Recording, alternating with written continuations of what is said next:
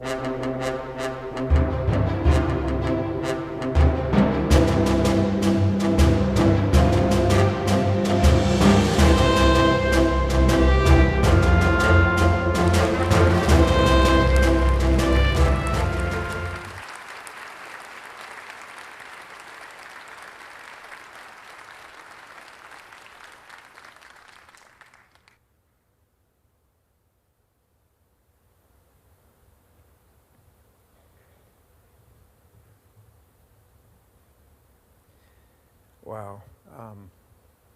I haven't forgotten that it's April 1st.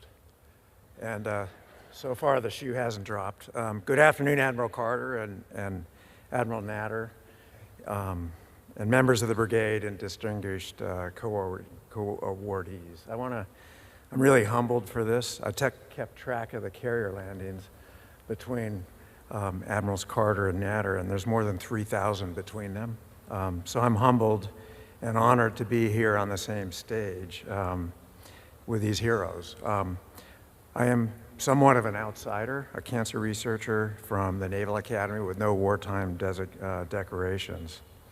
I want to thank the selection committee for taking a chance on me, and I want to thank my family, Lisa, my mother, Mary, sister Diane, son Ray, daughter Kristen, who are here to share this day with me. Thank you. I'll direct my responses, comments now to the brigade. So I asked myself, how can my life as a cancer researcher and a member of the class of '75 inform your lives?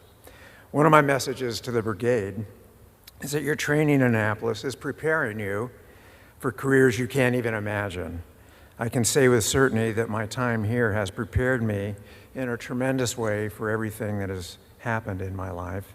Furthermore, what I can say for certain is that enormous change will happen over your careers.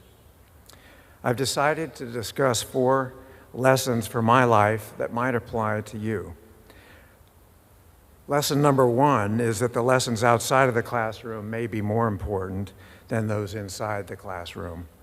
In high school, the classwork came fairly easily to me. However, I had to work at it on the baseball, basketball, and football teams. I was a pretty good lineman. However, one day I was being repeatedly beaten by a tackle who outweighed me by more than 50 pounds. At a critical time in the game, the coach told me on no uncertain terms that if I didn't make a certain block, he would put his size 11 shoe where the sun doesn't shine. I think you know what that means. Needless to say, I made the block and we won the game. I can say for certain that I learned more on the football field than I did in the classroom. When you leave the brigade, remember that your largest lessons may have been with your classmates and have nothing to do with navigation. However, I'm glad to learn that you're going back to learning how to use a sextant. Which I did. And lesson number 2 is about unexpected turns in the road. Yogi Berra said that when you come to a fork, take it.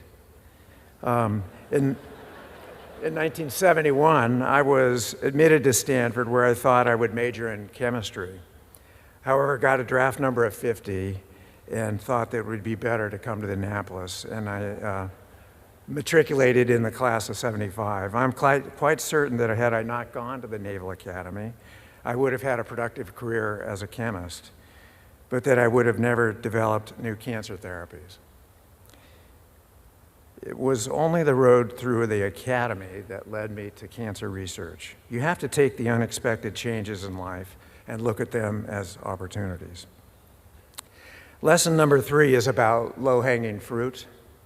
In my case, breakthroughs came from a lifetime of preparation, small accomplishments, and this combined with a bit of luck led to new cancer breakthroughs.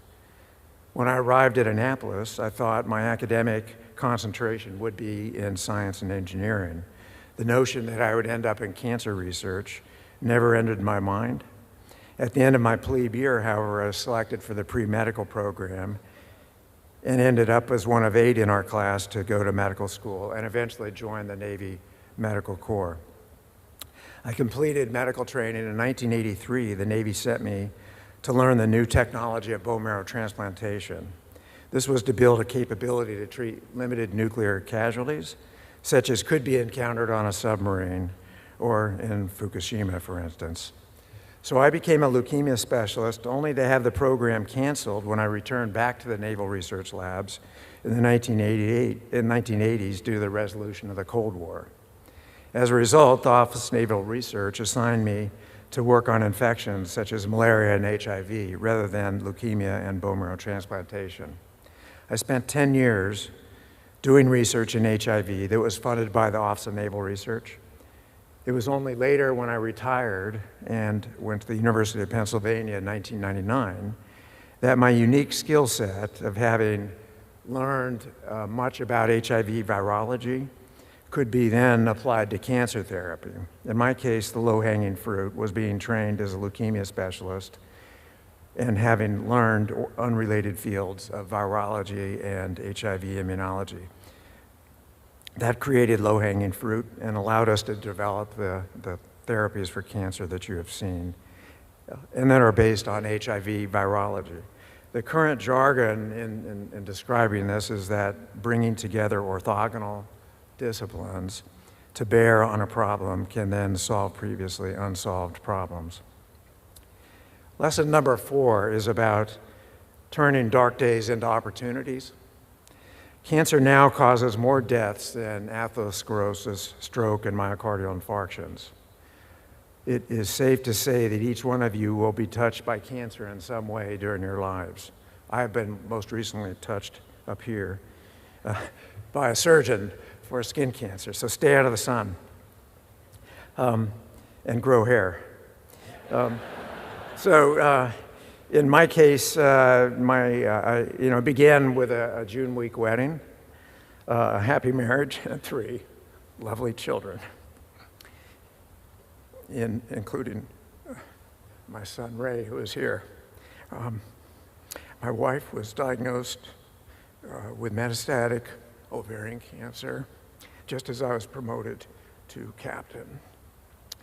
She succumbed to a long battle, and 2 years later I remarried and now have a happy second family.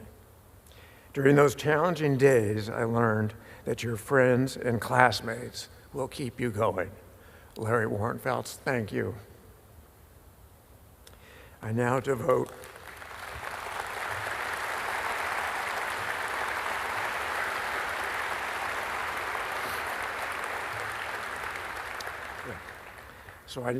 one day a week to research in ovarian cancer. I am blessed in ways that I never could have imagined with a second family. The lesson to the brigade is that your training will enable you to endure the inevitable dark days and turn them into opportunities. A few general comments about my career and experiences from the Naval Academy. My class of '75 was known as the Flower Children. It's true. Yeah. We were the days of hippies and Vietnam War protests. My class was the last to graduate only men. However, I'm proud to say that we have led the military and society in many social changes over the years. The leadership skills that you will gain at the Naval Academy cannot be overestimated. Here you will learn math or science or history the same as you would learn at Ivy League schools. I now lead a team of more than 250 scientists, physicians, nurses, and technicians to develop new treatments for cancer. The training at Annapolis was critical for me to develop that team. My job now is much like the coach I had on the football team so many years ago. So know that you are getting great training here in Annapolis. Use it as you go out to begin your career and your adventures. Know that your life is not always fair and that you will often fail. But if you take some risks, you will have those advantages to take those to challenges and never give up. If you do those things, you will leave the world a far better one than we have today. I'm confident of that. You can change the world. Finally, I want to again thank my family, friends, classmates. I am humbled and honored to have received this award. Thank you, and beat Army.